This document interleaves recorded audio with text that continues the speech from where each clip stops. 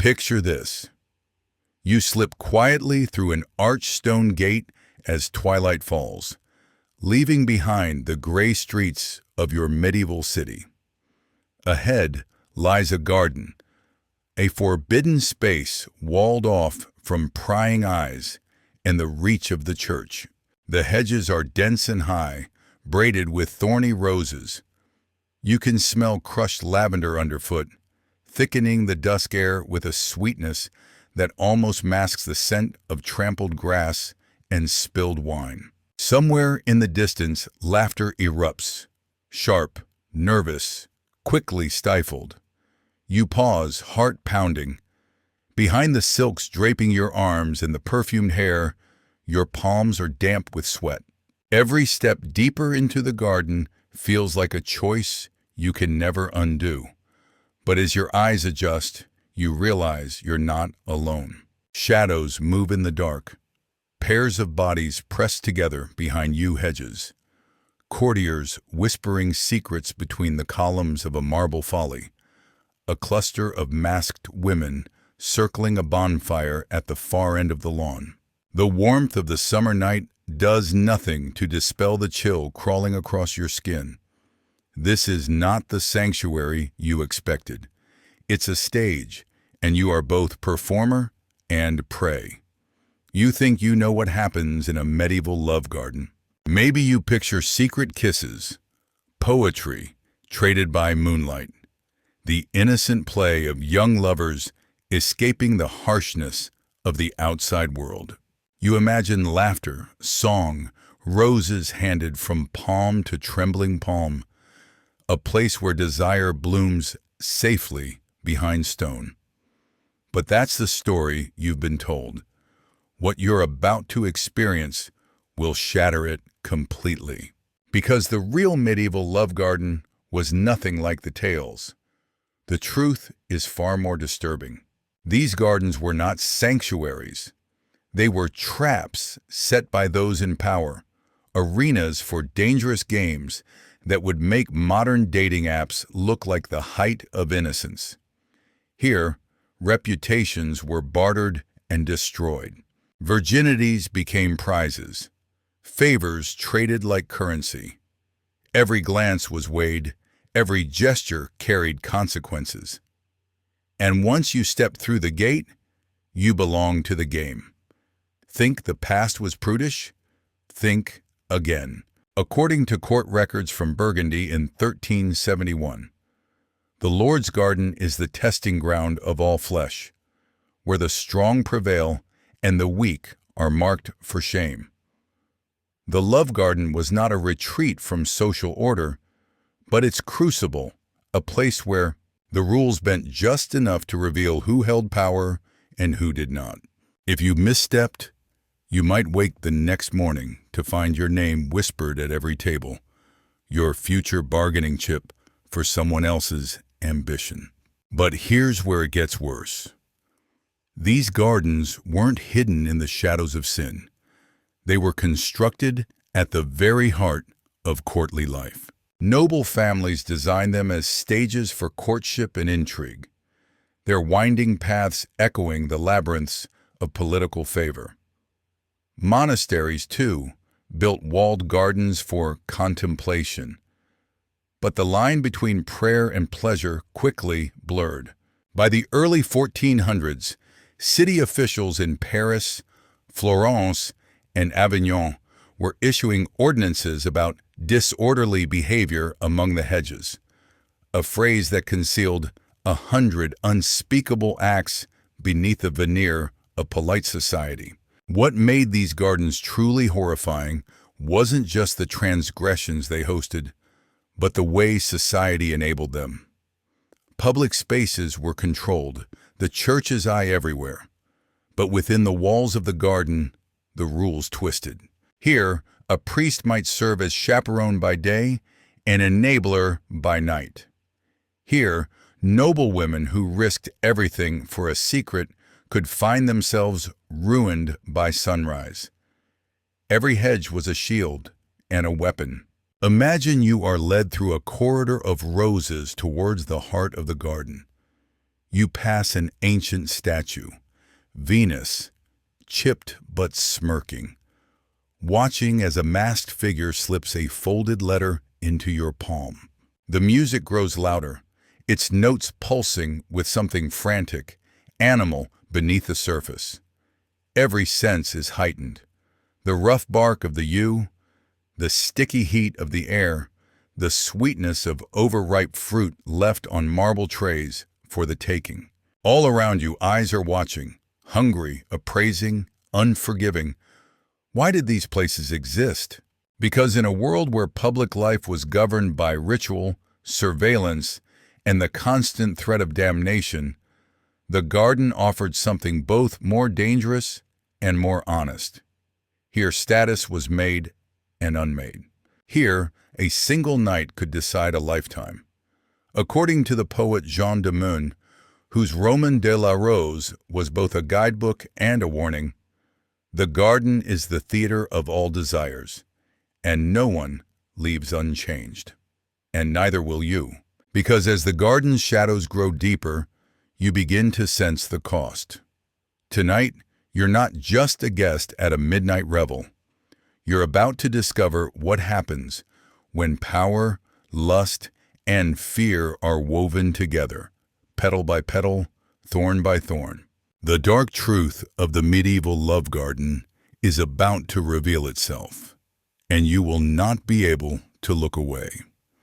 You move deeper into the labyrinth of hedges, breath shallow, the cool air thick with the aroma of damp earth and wine.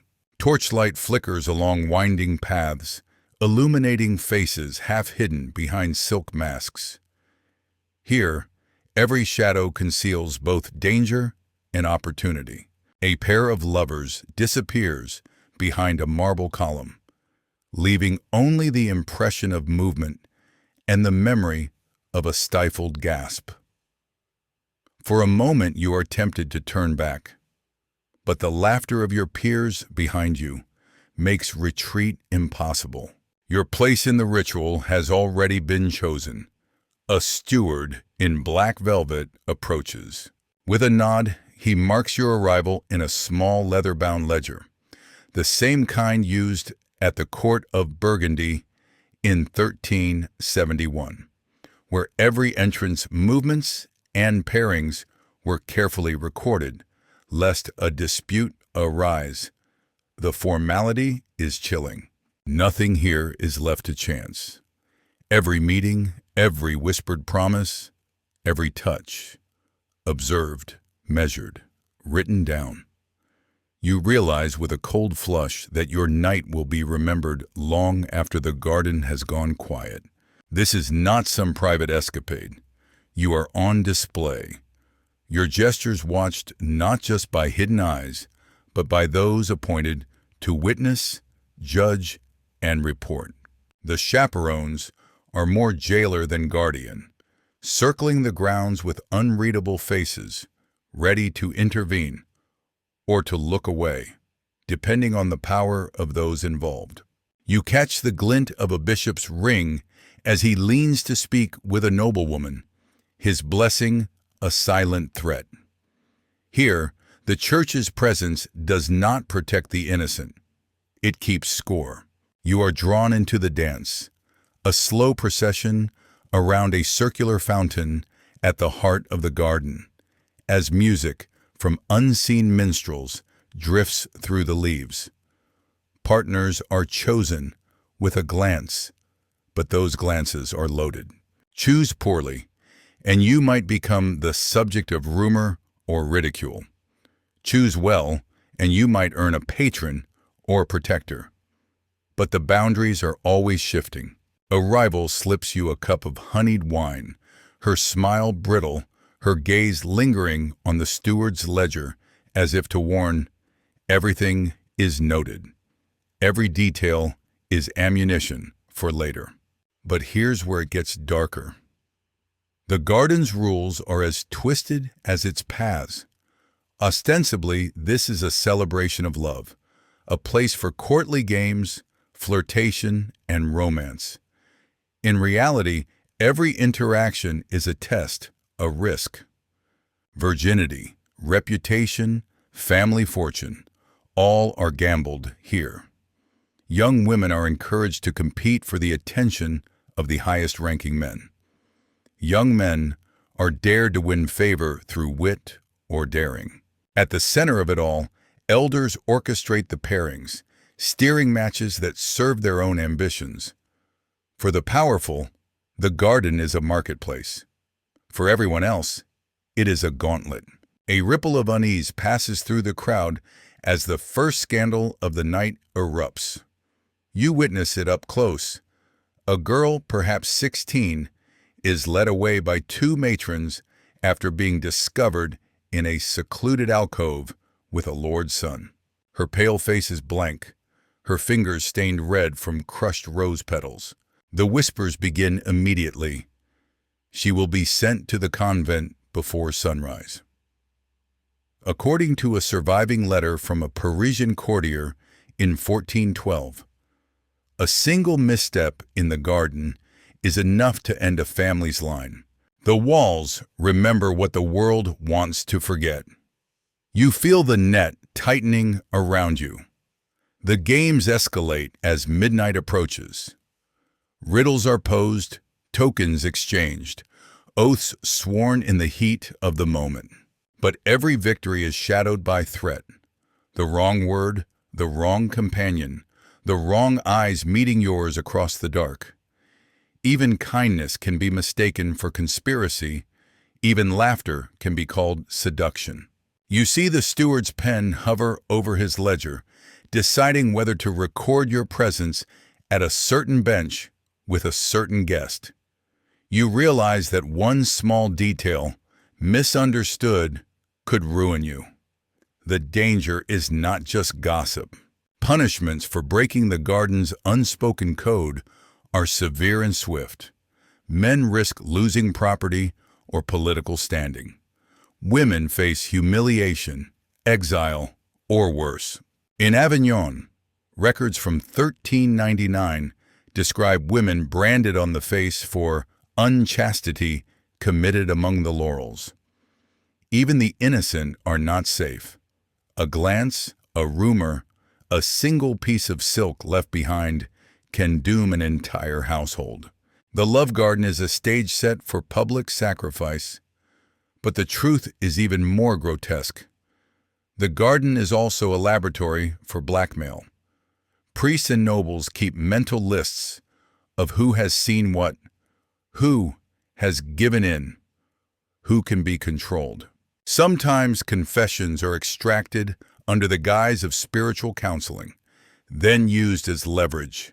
You overhear a masked cleric murmuring to a blushing youth, "Let us pray together, that I may help you with your guilt." The threat is never spoken aloud, but it does not have to be. As the candles gutter and the sky deepens to black, you are handed a riddle written on parchment, an invitation to a secluded bower. The game is still in play, but now the stakes are personal. You wonder who has orchestrated your pairing, who will be watching from the darkness, what will be said about you in the morning. Now that you've glimpsed the blood-curdling reality behind the love garden's seductive facade, you're beginning to see how history's most beautiful places hid its ugliest secrets. If exposing these forbidden truths resonates with your curiosity, subscribe now to continue unlocking the buried realities history tried to erase. But the night is far from over. The most disturbing games are still ahead, and the garden's grip on you is only tightening. You sit on the cold marble edge of a fountain, clutching the riddle that has summoned you. The garden is quieter now, but beneath the stillness pulses a current of threat, an unspoken knowledge that every secret here is currency, and every rumor a weapon. Moonlight casts tangled shadows on the clipped grass, and for the first time, you notice that the most powerful guests are never alone. They move with a retinue of silent watchers, servants confessors, stewards, all poised to report back to someone richer, higher, more dangerous than you can see. You don't realize until too late that you've been selected. A nobleman whose face you've only glimpsed from a distance, his ring flashing, his cloak trimmed in crimson, appears by your side. His voice is gentle, but every word is a command. He offers you candied almonds, speaks of poetry and music, but his eyes are calculating, assessing what you might give or withhold. Refusal is unthinkable. Acceptance even more perilous. You are flattered, but with each compliment, the price grows clearer. Here, consent is not a choice.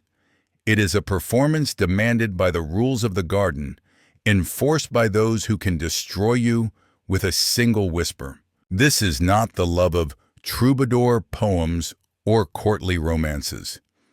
In the medieval love garden, intimacy is a tool for advancement, and your body becomes a token in someone else's game. The experience is not unique to you. Contemporary records, like the scandalous letters of Margaret of Navarre, preserved in her 1441 household accounts, describe nightly trials by ordeal of love, where the lady's favor is weighed against the will of her father, her confessor, her lord. Your role is to please, to entertain, to yield at the precise moment power demands. But what you don't yet see is the double standard that runs like a poison thread through every corner of this place. If you are a young man, your dalliance might be whispered about, even celebrated, proof of virility or wit, a step up the ladder of patronage. If you are a woman, every touch, every word, every unguarded laugh can be twisted into a charge of lechery.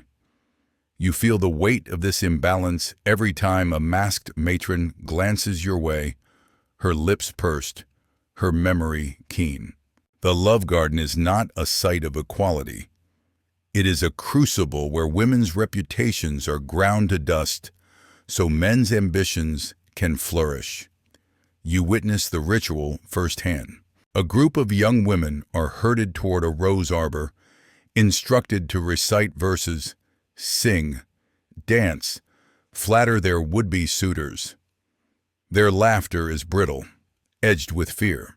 You overhear a nobleman boasting that the true prize is not the rose, but the thorn left behind.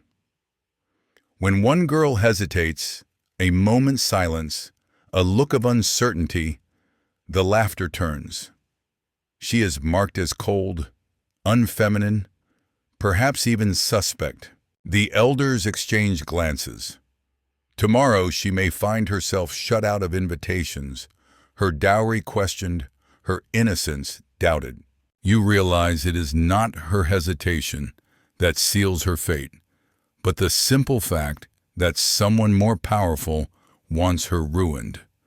The garden's machinery is well oiled.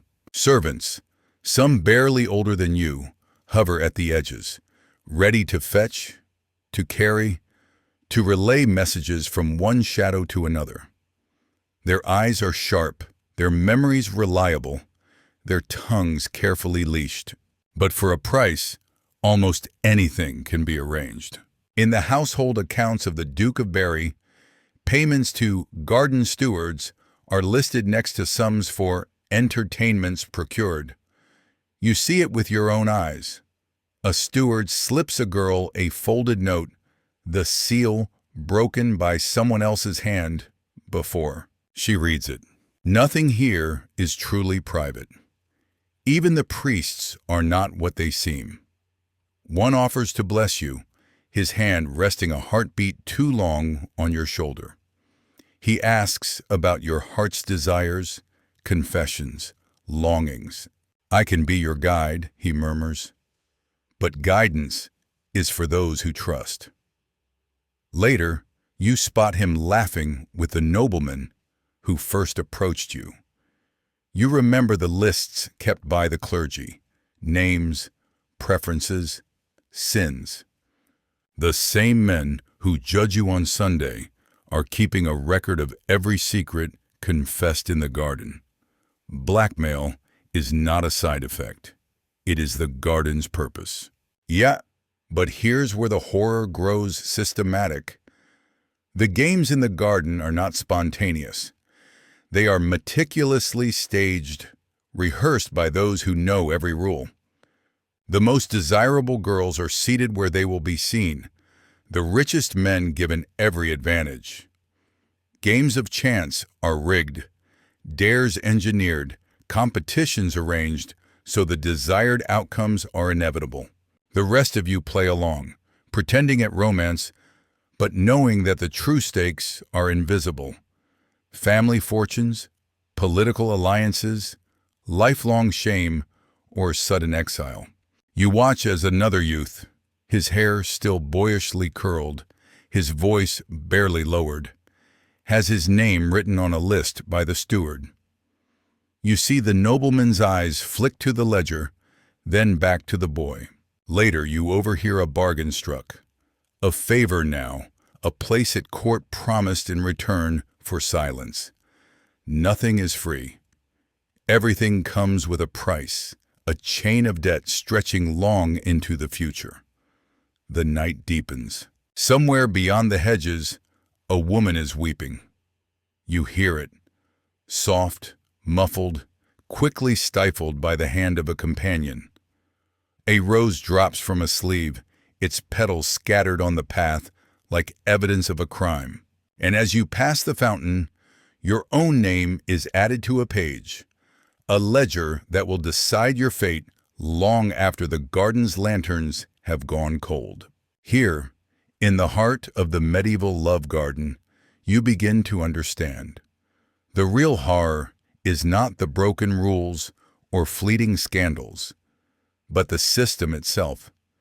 It is a machine built to consume innocence and spit out currency, pleasure, and power. And you, trapped within its walls, cannot escape its grasp, not tonight, and not for many nights to come. A bell tolls from the distant cathedral, its echo seeping into the garden and pulling you from uneasy reverie. All around you, the revels slow. Servants light fresh lanterns, their faces blank as they pass. You see the bishop himself enter through a wrought iron gate, his gold ring flashing, his cloak dusted with petals. Every guest bows as he glides through the crowd, but the look he gives you is not one of blessing. It is a warning. The church is present in the garden, but its presence does not mean protection. It means oversight and sometimes complicity. You are summoned with a handful of others to a secluded bower lit by tall candles and perfumed with frankincense. Here, the rules are different. The bishop presides over a confession, yet it is not the safety of your soul that interests him. It is the cataloging of secrets. You kneel and recite the words you're told, but you notice how the questions stray from prayers to probing. Whom did you meet tonight? What did you see? Did you witness any behavior that would trouble a good Christian's conscience? The answers are noted on parchment. Your voice is trembling. You realize that every slip of the tongue, every truth you offer, can be twisted later to serve someone else's ends.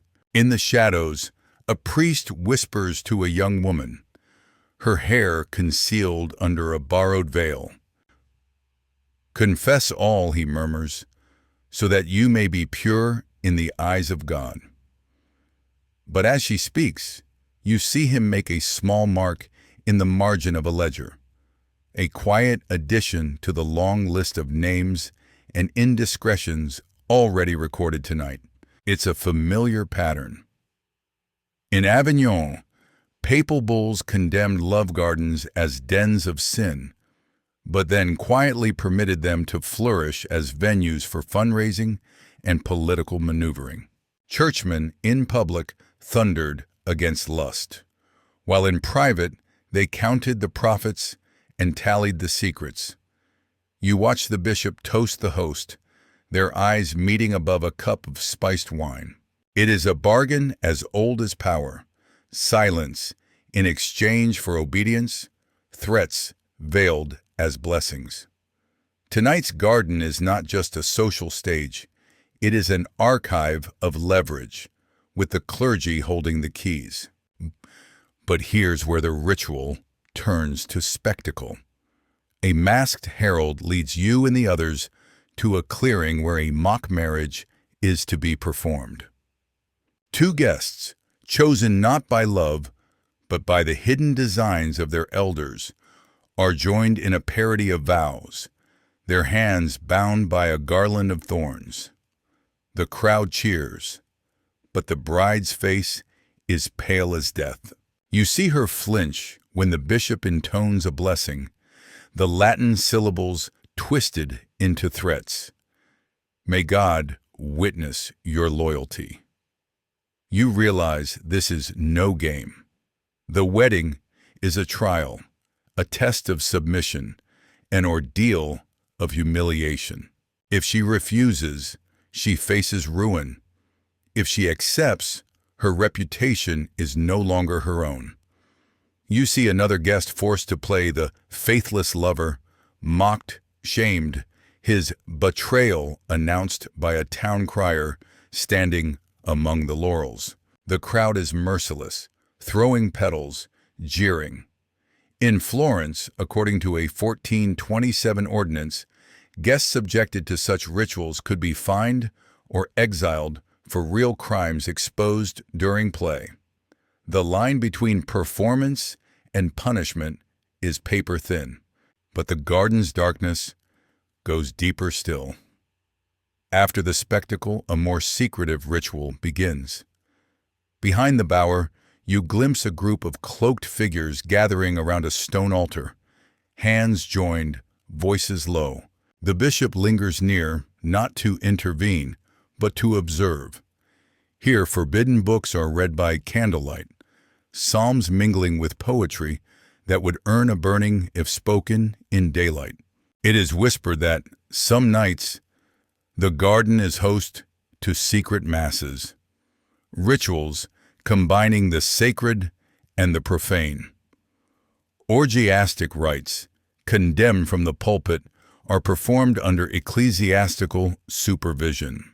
The same men who denounce sin are often its most meticulous organizers. In the morning, only rumors will remain. Some will whisper about the heretical rites performed at midnight. Others will deny they saw anything. But the consequences linger. A servant caught listening is sent to a monastery in the north, never to be seen again. A noble's daughter vanishes from court, her family accepting a sudden calling to holy orders. The garden is not just a site of pleasure. It is a machine for enforcing obedience, for expelling the troublesome, for branding bodies and souls with the mark of power. You notice the exchange of gifts, tokens, and quiet bribes as dawn threatens the sky. Pearls for a favorable match, gold coins for silence, a promise of a future marriage for compliance. The love garden is an auction, and the highest bidders rarely leave unsatisfied. Yet the losers pay the price for years, sometimes for life. As the lanterns flicker out and the bishop finally departs, you realize the doors are locked behind you.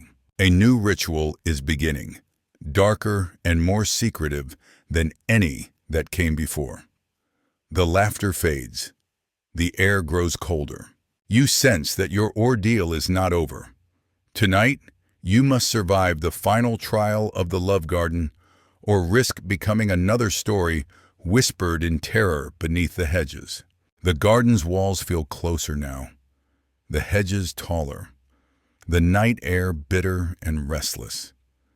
You move slowly through torch-lit corridors, past knots of guests who no longer bother to conceal their judgments.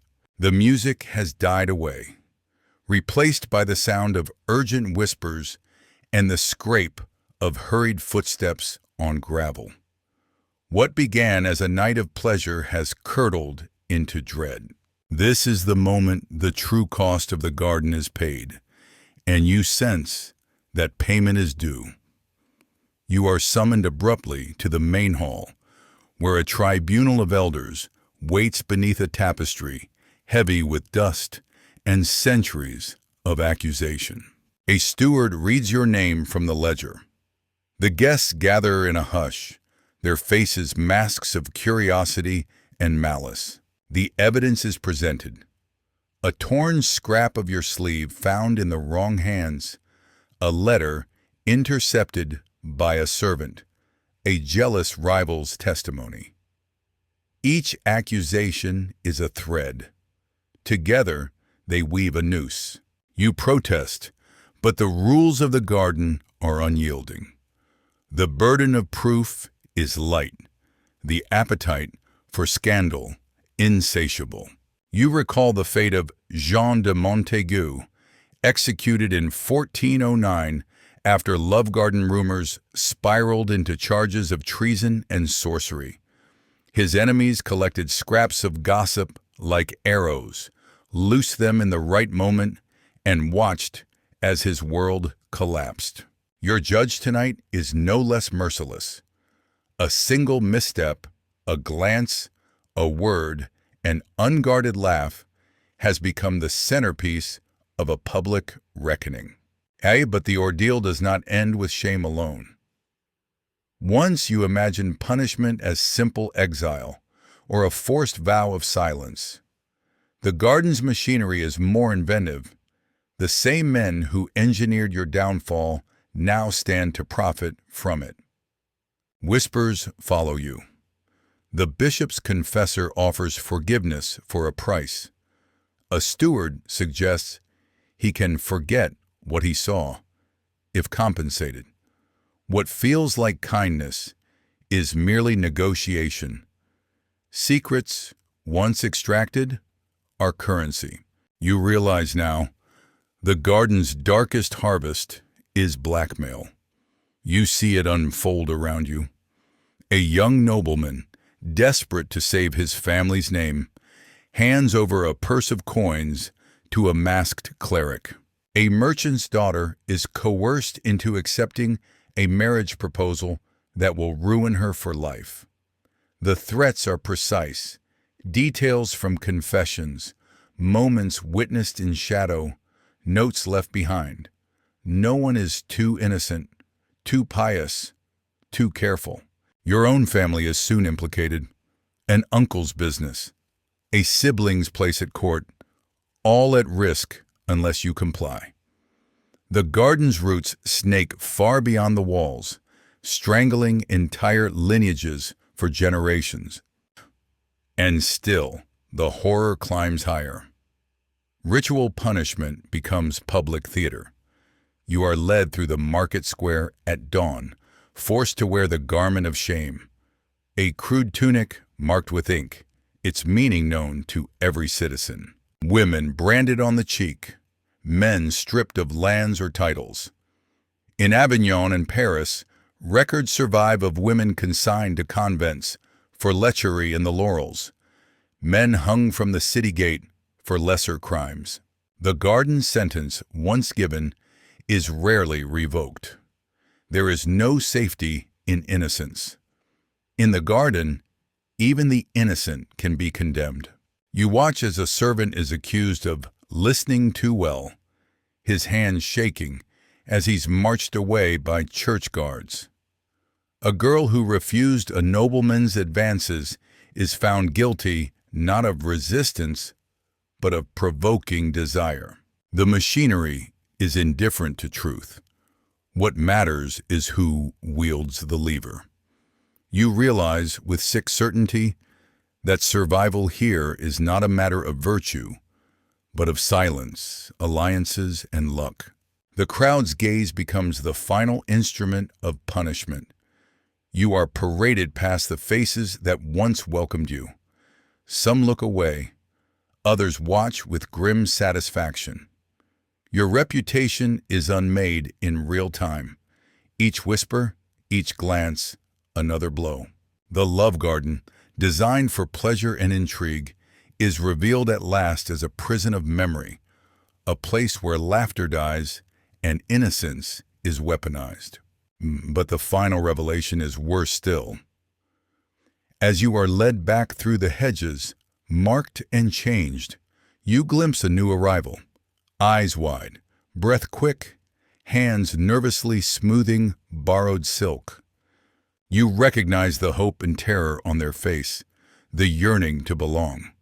You see yourself as you once were, before the garden's game consumed you. In that moment, you understand. The machinery will never stop. Every night, someone new will take your place. The cycle continues. Another name, another life offered to the hunger that hides behind roses and song. And as you disappear into the dawn, one question remains. Will anyone ever break free from the garden's grip? Or will the price of pleasure always be paid in blood, shame, and silence? Dawn seeps through the tangled canopy as the final candles gutter and die. The garden is empty now, its hedges scarred, its marble paths scattered with wilted petals and half-burnt invitations. You wander alone, the night's ordeal echoing in every shadow, every distant bell. Gone are the music and laughter. All that remains are ghosts. Faces glimpsed through veils, hands trembling as they offered up secrets, footsteps that vanished down corridors where no one was ever truly safe. You pass beneath the arbor where the mock marriage took place, the garland of thorns still tangled in the grass. Here, whispers of joy curdled into sobs, and the promises made beneath the bishop's gaze became lifelong chains. The garden is a graveyard of reputations, yours among them. You think of those who vanished after last night. The servant exiled for knowing too much, the noblewoman cloistered in a convent, the merchant's son pressed into an unwanted alliance. Some are lost forever. Others will carry the stain of the garden until the end of their days. But the horror does not end at the garden wall. In a world obsessed with purity and honor, the stain of accusation spreads. Family names erased from ledgers, fortunes seized on the word of arrival. You recall the case of Isabeau de R, who in 1412 was ruined not by any act she committed, but by a single rumor born among the laurels. Her dowry reclaimed, her siblings denied marriage, her father stripped of his offices, all because the garden kept a secret no one dared to name. You realize this is the true purpose of the ritual. Not pleasure, not romance, but a machinery for policing, dividing, and controlling. It is here, in the clarity of morning, that you recognize how these horrors survived not in spite of their cruelty, but because of it. The garden was never a space apart from society. It was its beating, secret heart. The rules inside these walls echoed those enforced in the courts, the churches, the homes of the powerful. The machinery of the garden simply made visible what lay beneath the surface, a world in which desire, reputation, and ruin were inseparable, and where the pretense of civility gave cover to the most systematic forms of exploitation. You recall a fragment from a letter penned in 1475 by a Parisian novice who wrote, "I have seen the games in the laurels. Those who win do not smile long, and those who lose are never spoken of again." The echoes of last night are everywhere, in the hesitancy of your own footsteps, the way you glance over your shoulder, the tightening in your chest as you remember the steward's ledger, the bishop's eyes, the hush that followed every accusation. But here is where the reflection cuts deepest. You begin to sense the garden's shadows stretching forward through the centuries, curling into the present. The same techniques survive in new forms: public shaming, whispered rumors, the policing of reputation and desire. You see how every institution, with the power to reward or destroy, can create its own garden, each with rules as arbitrary, punishments as inescapable, and pleasures as perilous. You leave the garden behind, but it does not leave you. The lessons you carry are not gentle ones. You have seen what lies beneath the romance and roses, the system that turns intimacy into ammunition, secrets into shackles. The garden was not a place apart, but a mirror of the world itself. You came here believing the medieval love gardens were sanctuaries of romance. Now you know the chilling reality. Every petal masked a blade. Every invitation could be a trap. If discovering these hidden truths has changed how you see the past, hit subscribe now to keep uncovering the buried realities that textbooks refuse to touch. You deserve to know the real story. The next garden may be closer than you think.